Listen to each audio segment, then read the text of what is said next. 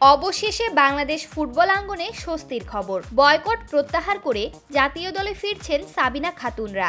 নারী ফুটবলারদের বয়কট প্রত্যাহারের খবর নিশ্চিত করেছেন বাংলাদেশ ফুটবল ফেডারেশনের নারী উইং চেয়ারপারসন মাহফুজা আক্তার কিরণ।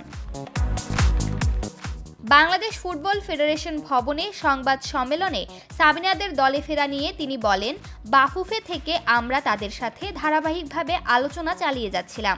আজও তাদের সাথে বসেছিলাম।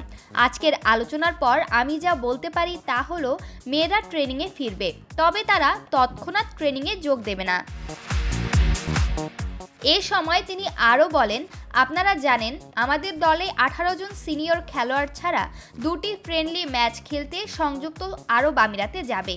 সুতরাং আমাদের ক্যাম্প 24 ফেব্রুয়ারি বন্ধ হয়ে যাবে। আর মেয়েরাও একটি বিরতি চায়। তারা ক্যাম্পে ফিরে আসবে। যতটা শীঘ্রই পুনরায় ক্যাম্প শুরু হবে এবং তারপর তাদের ট্রেনিং শুরু করবেন কোচ। একবার তারা ক্যাম্পে ফিরে আসলে আমরা নারী উইং, উচ্চ কর্তৃপক্ষ, কোচ এবং টিম ম্যানেজমেন্ট তাদের সাথে বসে ভুল বোঝাবুঝি মেটাবো। মেয়েরা আমাকে বলেছে যে তারা ট্রেনিংয়ে ফিরে আসবে এবং চুক্তি সই করবে।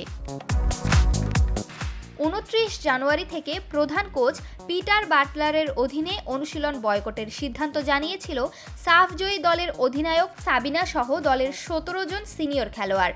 তাদের সিদ্ধান্তের প্রেক্ষিতে বিশেষ কমিটিও করে বাফুফে।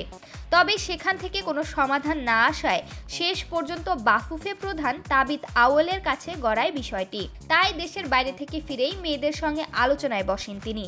সেখানে তাৎক্ষণিকভাবে কোনো সমাধান না আসলেও আলোচনা জারি রেখেছিলেন বাফুফে প্রধান।